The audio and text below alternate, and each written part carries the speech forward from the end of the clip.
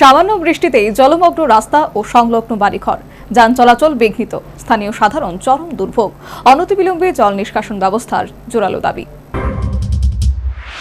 প্রথম দর্শনে মনে হবে অবিশ্রান্ত বর্ষণের কারণে প্লাবন, কার্যত ঘটনা ভিন্ন।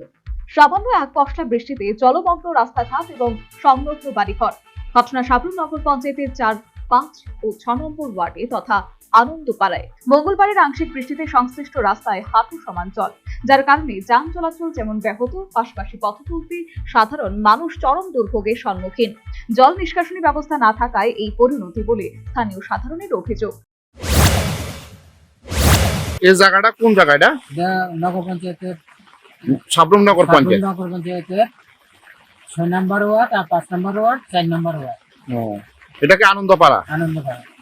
তো এখানে তো দেখতেছে হালকা বৃষ্টি হলে মানে এক হাঁটু জল জমে যায়। হালকা সাধারণ বৃষ্টি হলে জল জমে। কেন আগে তো এরকম ছিল না? আগে ছিল না এরকম। এই আইসিবির ড্রেনটা বন্ধ করে দেওয়াতে জল যাওয়ার রাস্তা নাই। তো এখন আপনারা সরকারের কাছে কি দাবি রাখবেন? যা দ্রুত যাতে সংস্কার করে ড্রেনটা জল আবেদন করছি। জল নিষ্কাশনের ব্যবস্থা করে। সংশ্লিষ্ট রাস্তা হাঁটু সমান জলপূর্ণ হওয়ায় জরুরি পরিষেবা ব্যবহৃত গাড়ি চলাচল পর্যন্ত বিঘ্নিত।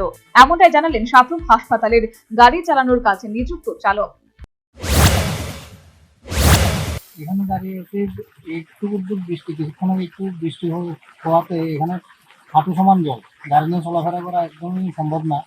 এটা আগে আমার সম্ভবত যতটুকু ধারণা, আগে জল নিষ্কাশনের ড্রেনটা ছিল আইসিবির উপর দিয়ে। ওই যে আইসিবি হওয়াতে আমার কাছে এখন মনে হচ্ছে ওই যে জল নিষ্কাশনের যে ড্রেন বন্ধ করে দিয়েছে।